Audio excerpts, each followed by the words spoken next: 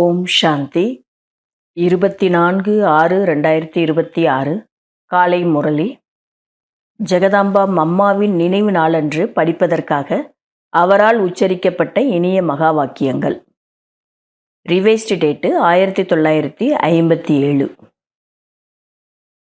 தலைப்பு: இந்த கர்ம கஷேத்திரத்தில் கர்மம் என்பது அனாதியான ஒரு பொருள். நீங்கள் கர்மத்தை விடக்கூடாது, ஆனால் கர்மயோகி ஆக வேண்டும். மம்மா சொல்லியிருக்காங்க, இந்த கர்ம கஷேத்திரத்தில் நம்ம கர்மம் அப்படிங்கிறது எப்பொழுதுமே செய்யக்கூடிய ஒரு செயலாக இருக்குது. இந்த கர்மத்தை நம்ம விட முடியாது, ஆனால் கர்மம் செயல் செய்யும்போது கர்ம யோகியாக ஆக வேண்டும் அப்படின்னு சொல்லியிருக்காங்க. இந்த சிருஷ்டி கர்மத்திற்கான கஷேத்திரமாகும். இங்கே ஒவ்வொரு மனித ஆத்மாவும் அவரவர் பார்ட்டை நடித்து கொண்டு இருக்கிறார்கள். இதில் பரமாத்மாவுக்கும் பார்ட் உள்ளது. ஆனால் அவர் ஆத்மாக்களைப் போன்று பிறப்பு இறப்பில் வருவது கிடையாது. ஆத்மாக்களைப் போல் அவருடைய கர்மங்களின் கணக்கு தலைகீழாகவும் ஆவது கிடையாது. அவர் சொல்கிறார், நானோ ஆத்மாக்களாகிய உங்களை விடுவிப்பதற்காகவே வருகின்றேன். எனவே என்னை லிபரேட்டர், பந்தனங்களில் இருந்து விடுவிப்பவர், கதி சத்கதி அளிப்பவர் என சொல்கிறார்கள். பாபா பரமாத்மா அவருடைய பார்ட் தனி. பிறப்பு இறப்பு அப்படிங்கிறதெல்லாம் அவர் வர்றது கிடையாது ஆத்மாவை போல. எல்லாருமே ஆத்மாக்கள் பந்தனத்தில் மாட்டிகிட்டு இருக்கிறோம். நம்மளை விடுவிக்கிறதுக்காகத்தான் வராரு. முக்தி, ஜீவன் முக்தி கொடுப்பதற்காகத்தான் வராரு. ஆத்மா மீது படிந்துள்ள மாயாவின் பந்தனத்தை அகற்றி தூய்மையாக ஆக்குகின்றார். இன்னும் சொல்கிறார், எனது வேலை ஆத்மாக்களை அனைத்து பந்தனங்களில் இருந்தும் விடுவித்து திரும்ப அழைத்து செல்வதாகும். எனவே அனாதி நியமம் மற்றும் விதிமுறைகளை அவர்களுக்கும் புரிய வைக்க வேண்டும். ஆத்மாக்களுக்கும் புரிய வைக்கணும் அப்படின்னு பாபா சொல்றாரு. ஏன்னா பந்தனத்தில் இருக்கிறவங்க பந்தனத்திலிருந்து யாரையும் விடுவிக்க முடியாது. பந்தனத்திலிருந்து விடுபட்டவர் தான் பந்தனங்களிலிருந்து விடுவிக்க முடியும். இந்த விஷயங்கள் எல்லாம் ஆத்மாக்களுக்கு புரிய வைக்கிறோம் அப்படின்னு சொல்றாரு. பிறகு இந்த மனித சிருஷ்டியின் விருத்தி எவ்விதமாக ஏற்படுகிறது, பிறகு அது குறைவதற்கான நேரமும் வருகிறது. அதிகமானால் அதிகமாகிக் கொண்டே போகும் என்ற அந்த மாதிரி கிடையாது, குறையவும் செய்கிறது. ஆக சிருஷ்டியில் ஒவ்வொரு பொருளுக்கும் நியமம் உள்ளது. முதலில் குழந்தை, பிறகு பையன், பிறகு இளைஞன், பிறகு முதியவன். ஆக முதுமையும் விரைவில் வருவது கிடையாது. இந்த சரீரத்தினுடைய விஷயம் கூட மாறிக்கிட்டே தான் இருக்குது அப்படின்னு அம்மா சொல்கிறாங்க. முதல்ல சின்ன குழந்தை, அப்புறம் இளைஞன், முதியவன். அந்த முதுமை நிலை கூட உடனடியாக ஆகிறதில்லை. முதியவர் ஆகி இறுதியில் இற்றுப்போன நிலை ஆகிவிடுகிறது. ஆக ஒவ்வொரு விஷயத்தின் வளர்ச்சி, பிறகு அதன் இறுதி வருவது என்பதும் நியமமாகவே உள்ளது. இதே போன்று இந்த சிருஷ்டியினுடைய தலைமுறைக்கும் கூட நியமம் உள்ளது. ஒரு பிறவியின் படிநிலையும் உள்ளதென்றால் பிறகு பிறவிகளுக்கும் படிநிலைகள் உள்ளன. இந்த பிறவியில் ஸ்டேட்டஸ் இருக்குது அப்படின்னா பல பிறவிகளுக்கும் அதை போல ஸ்டேட்டஸ் இருக்குது அப்படின்றாங்க மம்மா. பிறகு சென்றுவிட்ட தலைமுறைகளுக்கும் படிநிலைகள் உள்ளன. இதே போன்று அனைத்து தர்மங்களுக்கும் படிநிலைகள் உள்ளன. முதலில் வரும் தர்மம் மற்ற அனைத்தையும் விட சக்தி வாய்ந்ததாக இருக்கும். பின்னால் மெதுமெதுவாக வரும் தர்மங்களின் சக்தி குறைந்து கொண்டே போகிறது. தர்மங்களுடைய பிரிவு, தர்மங்களுடைய நடைமுறைகள், ஒவ்வொரு விஷயமும் நியமங்களின்படியே செல்கின்றன. இந்த முழு சிருஷ்டியும் நியமப்படி தான் நடந்துகிட்டு இருக்கு அப்படிங்கிறத அம்மா எடுத்து உணர்த்திக்கிட்டு இருக்கிறாங்க. இந்த அனைத்து விஷயங்களையும் புரிந்து கொள்ள வேண்டும்.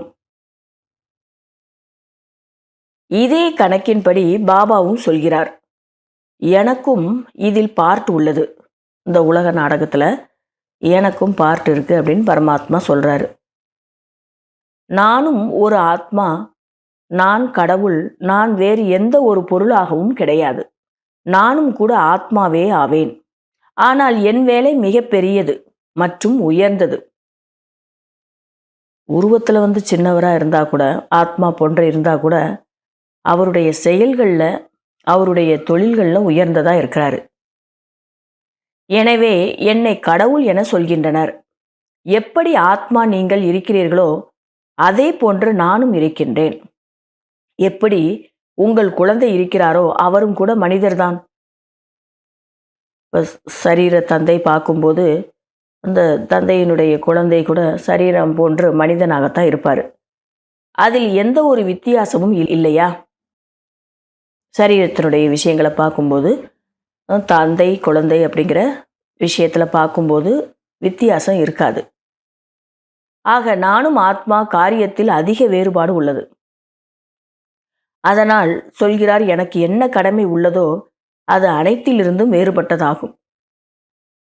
அதே போன்று ஆத்மா பரமாத்மா உருவத்தில் ஒரே மாதிரி இருந்தாலும் காரியத்தில் நிறைய வேறுபாடு இருக்குது. பாபாவுனுடைய கடமை என்ன இருக்குதோ அது முற்றிலும் வேறுபட்டதாகும். நான் ஒன்றும் எல்லைக்கு உட்பட்ட தர்மத்தின் ஸ்தாபகர் போன்று கிடையாது. நானோ உலகத்தை படைப்பவன், அவர்கள் தர்மத்தை படைப்பவர்கள். எப்படி அந்த ஆத்மாக்கள் தங்கள் காரியத்தை தங்கள் சமயத்தில் செய்கிறார்களோ அதே போன்று நானும் கூட எனது சமயத்தில் வருகின்றேன். எனது காரியம் விஷாலமானது, எனது காரியம் உயர்ந்தது மற்றும் அனைத்திலிருந்தும் தனித்துவம் வாய்ந்தது. மற்ற சாபகர்கள் அவங்கவுங்க தர்மத்தை ஸ்தாபனை பண்ணுறது போன்று பரமாத்மாவும் அவருடைய சமயத்தில் இந்த உலகத்தை படைக்கிறாரு. இரண்டாவது, காட் இஸ் ட்ரூத் என்று சொல்கிறார்கள். உண்மை என்பது என்ன பொருள்? இதுவும் புரிந்து கொள்வதற்கான விஷயம். அநேகர் நினைக்கிறார்கள், யார் உண்மை பேசுகிறார்களோ அவர்தான் கடவுள். கடவுள் என்று வேறு எந்த ஒரு பொருளும் இல்லை. உண்மையை பேச வேண்டும், அவ்வளவுதான். இப்படியும் சில பேர் சொல்லிக்கிட்டு இருக்காங்க அப்படின்றாங்க மம்மா. ஆனால் அப்படி இல்லை. காட் இஸ் ட்ரூத் என்பதன் அர்த்தம் தனிப்பட்டது. கடவுள் அனைத்து விஷயங்களின் உண்மையை சொல்கிறார். காட் இஸ் ட்ரூத் என்றால் கடவுள் தாம் உண்மையை சொல்கிறார். அதில்தான் உண்மை உள்ளது. அவர் என்ன சொல்றாரோ அதில் தான் உண்மை இருக்கு.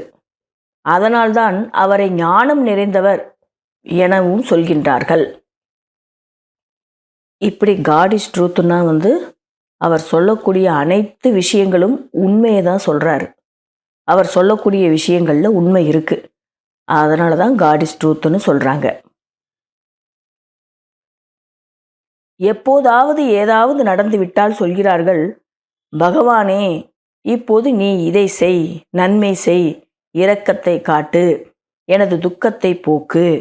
இது போன்று நாம் வேண்டுகிறோம் இல்லையா? அவருடன் ஏதோ ஒரு சம்பந்தம் உள்ளது இல்லையா? அதனால்தான் அந்த மாதிரி நினைவு செய்கின்றனர். எப்படி நமக்கு ஏதோ அவர் உதவி செய்திருப்பதை போன்று ஒருபோதும் அவர் செய்வதில்லை என்றால் நாம் ஏன் அவரிடம் வேண்டுதல் வைக்கின்றோம்? அவர் உதவியே செய்யவில்லை அப்படின்னா துக்கம் வரும்போது என் மீது கருணை காட்டு அப்படின்னு ஏன் சொல்கிறோம் அப்படின்றாங்க மம்மா. அப்போ கண்டிப்பாக அவர் நமக்கு உதவி செய்திருக்கணும். யாராவது கஷ்ட நேரத்தில் உதவி செய்கிறார்கள் என்றால் மனதில் எண்ணம் வருகிறது, இவர் நமக்கு மிகவும் கஷ்டமான நேரத்தில் உதவி செய்திருக்கிறார் என்று. சரியான சமயத்தில் என்னை இவர் காப்பாற்றி இருக்கிறார் என்று. எனவே அவருக்காக மனதில் அன்பும் இருக்கின்றது.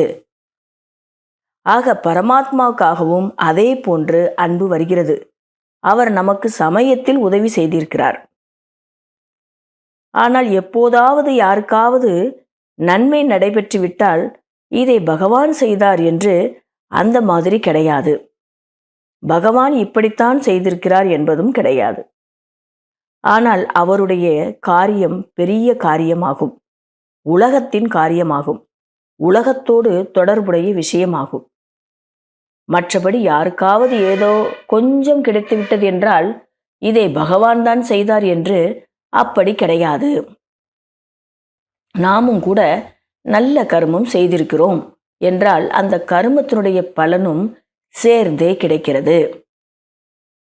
நல்ல கெட்ட கர்மங்களின் கணக்கும் நடைபெற்று கொண்டுதான் இருக்கின்றது.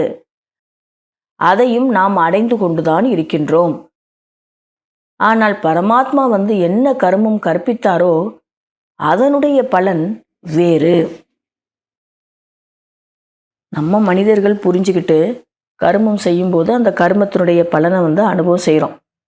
ஆனால் பரமாத்மா எப்பொழுதுமே நம்முடைய கர்மம் சிரேஷ்டமாக இருக்கிறதுக்கு, புண்ணிய செயலாக இருக்கிறதுக்கு வழி சொல்லி கொடுத்துட்ருக்கிறாரு. அவர் அந்த கர்மத்தை பற்றிய சொல்லக்கூடிய விஷயங்களே வேற அப்படின்னு மாமா சொல்கிறாங்க. மனிதர்கள் இருந்தால் கர்மமும் இருக்கும். ஆனால் அந்த கர்மத்தை நீங்கள் எப்படி சிரேஷ்டமானதாக ஆக்குவது என்பதை நான் தான் கற்பிக்கின்றேன். பாபா அந்த மாதிரி சொல்றாரு. இதன் மூலம் பிறகு உங்கள் கர்மத்தினுடைய கணக்கு அகர்மமாக இருந்து விடுகிறது. அகர்மம் என்பதன் பொருள் எதுவுமே தீய கணக்காக ஆவது கிடையாது.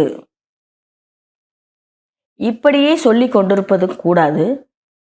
அதாவது நான் இதை செய்தேன், அதை செய்தேன், உலகம் என்ன சொல்லும், அவர்கள் என்ன சொல்லுவார்கள், உலகம் என்ன சொல்லும், இதை விட்டு விடுங்கள். இப்போது இந்த உலகமே சென்று விடப் போகிறது. இந்த சரீர நிர்வாகத்திற்காக எவ்வளவு வேண்டுமோ செய்யுங்கள். எவ்வளவு உங்களுக்கு படைப்புடன் கணக்கு வழக்கு இருக்குமோ அவ்வளவும் செய்யுங்கள். நான் எங்கே பராமரிப்பேன்? இதை நீங்கள்தான் பராமரிக்க வேண்டும். எது அவசியமோ அதை நீங்கள் செய்யலாம். ஆனால் இப்போது என்ன அதிகப்படியாக படைத்து கொண்டிருக்கிறீர்களோ அதை நான் தடை செய்கின்றேன். ஏனென்றால் இப்போது அதெல்லாம் கீழே விழத்தான் போகின்றன. சரீர நிர்வாகத்துக்காக மம்மா சொல்லிட்டு இருக்கிறாங்க. படைப்புகளோடு நமக்கு கணக்கு வழக்கு இருக்கிறதுனால தான் ஒருத்தர் சேர்ந்து நடிப்புங்கிறது நடிச்சுக்கிட்டு இருக்கிறோம்.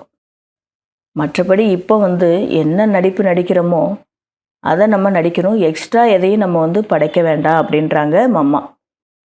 ஏன்னா அந்த செயலெல்லாம் நம்மளை கீழே தான் விழ செஞ்சது. இப்போது நடந்து கொண்டிருக்கும் சமயத்தை பற்றி அறிந்து கொள்ளுங்கள். புத்தியை திறந்து சமயத்தின் முழு நன்மையை பெறுங்கள். நேரத்தினுடைய முக்கியத்துவத்தையும் நீங்கள் தெரிஞ்சுக்கோங்க. இதனுடைய முக்கியத்துவத்தை தெரிஞ்சுக்கிட்டு எல்லாருக்கும் நன்மையும் செய்யுங்க. நன்மையும் நீங்கள் அடையணும். தனது முழு அதிர்ஷ்டத்தையும் திறந்து வையுங்கள். சொல்லவும் செய்கிறார்கள், எப்படி சேர்க்கையோ அது போலவே நிறம் என்று. யார் கூட சேர்றோமோ அதே போன்று நமக்கு கலர் வரும். அப்படின்னா அந்த தொடர்பினுடைய சேர்க்கையினுடைய சங்கத்தினுடைய நிறம் நம்ம மேலே படியும்னு சொல்லியிருக்காங்க. எனவே யாரிடம் இப்போது இந்த தாரணை முழுமையாக இல்லையோ அப்போது மாயாவின் சேர்க்கையின் நிறம் படிந்துவிடும். யார் கூட சேரணுமோ அவரோட சேரணும். இல்லைன்னா மாயாவினுடைய சேர்க்கையினுடைய அந்த கலர் நம்ம மேலே படிஞ்சிரும்ன்றாங்க அம்மா. அதனால்தான் சொல்கிறார்கள், தீயதை கேட்காதீர்கள், பார்க்காதீர்கள், பேசாதீர்கள் என்று. இது போன்று அநேக தீமைகள் உள்ளன. சொல்லவும் செய்கிறார்கள், யார் செய்கிறார்களோ அவர்கள் அடைகிறார்கள், யார் செய்கிறாங்களோ அவங்க அடைகிறாங்க அப்படின்னு ஒரு பழமொழி இருக்கு. இவையோ வருங்கால பிராலப்தத்தை உருவாக்குவதற்கான விஷயங்கள். இங்கோ பிராலப்தத்தை அனுபவிக்க கூடாது இல்லையா? இங்கோ யாரும் குரு ஆகி அமரக்கூடாது. இங்கேயே நம்ம பலனை சாப்பிடணும்னு நினைக்கக்கூடாது. இங்கேயே நம்ம குருவாகி இருக்கக்கூடாதுன்றாங்க மம்மா. இதில் யாரும் தவறுதலாக புரிந்து கொள்ளவும் கூடாது. எனவே இவை அனைத்தும் புரிய வைக்கப்படுகிறது. இந்த அனைத்து விஷயங்களையும் கவனத்தில் வைத்து தன்னை பாதுகாப்பாக வைத்து கொள்ள வேண்டும். இங்கே எந்த ஒரு செலவின் விஷயமும் இருக்கக்கூடாது. இப்போது இந்த அனைத்து செலவுகளையும் மற்றவர்களின் நன்மைக்காகவே பயன்படுத்த வேண்டுமே தவிர ஒவ்வொரு பைசாவையும் கூட இந்த காரியத்தில் ஈடுபடுத்த வேண்டும். பணத்துலேயும் சிக்கனமாக இருக்கணும் அப்படின்றாங்க. எந்த காரியத்தில் நம்ம ஈடுபடுத்தணும்னு நம்ம நினைக்கிறோமோ அதை நம்ம ஒவ்வொரு பைசாவையும் அதே காரியத்தில் ஈடுபடுத்தணும். அதனால் பணத்தை பொறுத்து கூட நம்ம சிக்கனமாக இருக்கணும் அப்படின்றாங்க. இந்த மாதிரி இந்த சமயங்கிறது எப்படியாப்பட்ட விஷயம் அப்படிங்கிறத புரிஞ்சுக்கிட்டு தன்னையும் நம்ம பாதுகாத்து கொள்ள வேண்டும் அப்படின்னும் அம்மா சொல்லியிருக்காங்க. நல்லது. அப்படிப்பட்ட பாப்தாதா மற்றும் தாயின் இனிமையிலும் இனிமையான மிக நல்ல எச்சரிக்கையாக இருக்கக்கூடிய குழந்தைகளுக்கு அன்பு நினைவுகள் மற்றும் காலை வணக்கம். வரதானம். பாப்தாதாவின் துணை மூலம் மாயாவை தூரத்திலிருந்தே மூர்ச்சையடைய செய்யக்கூடிய மாயாஜீத் ஜெகத்ஜீத் ஆகுங்கள். எப்படி பாபாவுக்கு சிநேகியாகி இருக்கிறீர்களோ அதுபோன்று பாபாவை துணையாக ஆக்கிக் கொள்வீர்களானால் மாயா தூரத்திலிருந்தே மூர்ச்சையாகிவிடும். முதலில் செய்த உறுதிமொழி உங்களுடனே இருப்பேன், உங்களுடனே உண்பேன், உங்களுடனே அமர்வேன், உங்களுடனே ஆன்மாவை மகிழ்விப்பேன். இந்த உறுதிமொழியின்படி முழு நாளின் தினச்சரியாவில் ஒவ்வொரு காரியத்தையும் பாப்தாதாவின் துணையுடன் செய்வீர்கள் என்றால் மாயா தொந்தரவு செய்ய இயலாது. முழு நாளுமே பாபா கூடவே இருந்தோம், அதுதான் நமக்கு உறுதிமொழியே. அந்த உறுதிமொழியை நம்ம கடைப்பிடிச்சோம் அப்படின்னா மாயா தொந்தரவு செய்யாது, அது அழிந்துவிடும். ஆக துணைவரை சதா துணையில் வைத்துக் கொள்ளுங்கள். துணையின் சக்தி மூலம் அல்லது சந்திப்பில் மூழ்கி இருப்பதன் மூலம் மாயாவை வென்றவராக, உலகத்தை வென்றவராக ஆகிவிடுவீர்கள். ஸ்லோகன். தனது உயர்ந்த உள் உணர்வு மூலம் உலகியல் வாழ்வின் சூழ்நிலைகளை மாற்றிவிடுங்கள். பிரச்சனைகள் வரதான் செய்யும், அதை மாற்றணும் அப்படின்னா விருத்தி நல்லா இருக்கணும் அப்படின்றாங்க. உயர்ந்த உள் உணர்வுங்கிறது இருக்கணும். இன்றைய அவ்வக்த சமிக்கை. சதா மகிழ்ச்சியாக இருக்க வேண்டும் என்றால் தங்களது சுபாவத்தை சரளமானதாக ஆக்கிக் கொள்ளுங்கள், சகிப்புத்தன்மை உடையவர் ஆகுங்கள். அவ்வக்த ஸ்திதி ரூப கண்ணாடியை தூய்மையாகவும் தெளிவானதாகவும் ஆக்குவதற்கு சரளத்தன்மை, சிரேஷ்டத்தன்மை மற்றும் பொறுமை, இந்த 3 விஷயங்கள் மீது கவனம் கொடுங்கள். 3இல் ஒரு விஷயத்தில் குறை இருந்தாலும் கண்ணாடி மீதும் குறையின் கரை காணப்படும். எனவே எந்த ஒரு காரியம் செய்தாலும் அதில் சாதாரண தன்மையை காட்டக்கூடாது. சாதாரண தன்மையை உயர்ந்ததாக மாற்றிவிடுங்கள். ஒவ்வொரு காரியத்திலும் பொறுமை மற்றும் வார்த்தையில் சரளத்தன்மையை தாரணை செய்யுங்கள். அப்போது சேவையில் வெற்றி காணப்படும். நல்லது. ஓம் சாந்தி.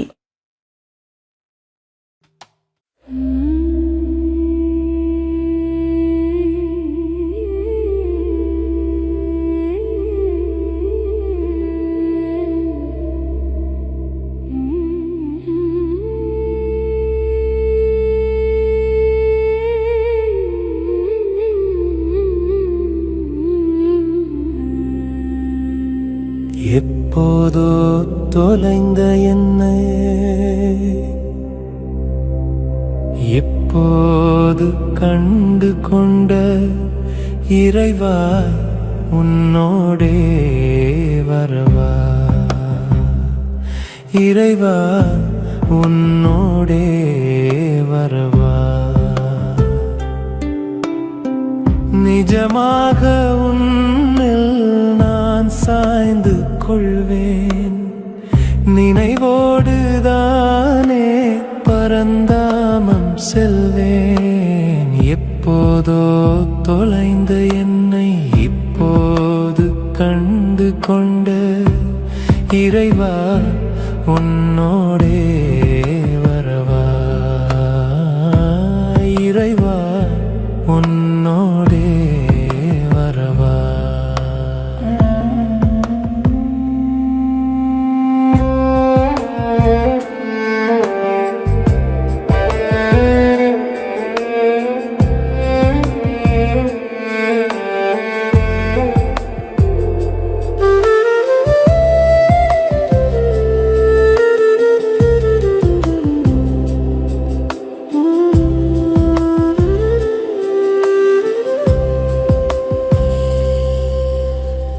அன்போடு என்னை வந்து நீ தேடும் பொழுதில் தவறாமல் இருப்பேனே அதிகாலை நினைவில், அதிகாலை நினைவில்.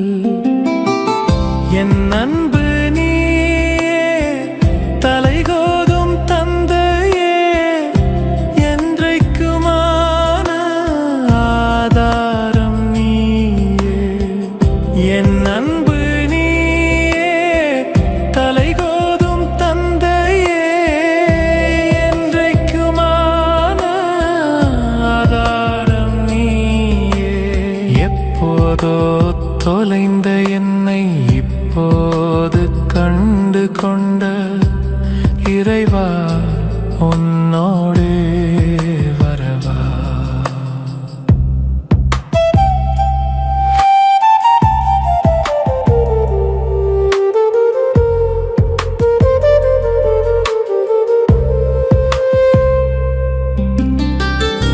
புகை மூடும் எண்ணங்கள் எண்ணிக்கையில்லை, புரியாத புதிராகும் மன்னிப்பின் எல்லை. புகை மூடும் எண்ணங்கள் எண்ணிக்கையில்லை, புரியாத புதிராகும் மன்னிப்பின் எல்லை. சிவனோடு நினைவோடு நீ செல்லும் வழியில் சிறுமுள்ளும் மலராகும் நம்பிக்கை ஒளியில்.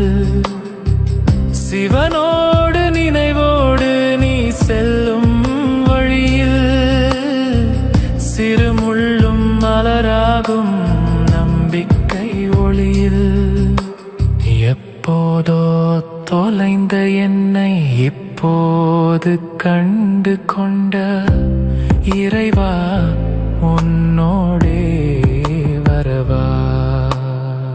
நிஜமாக உன்னில் நான் சாய்ந்து கொள்வேன், நினைவோடு தானே பரந்தாமம் செல்வேன், நினைவோடு தானே பரந்தாமம் செல்வேன்.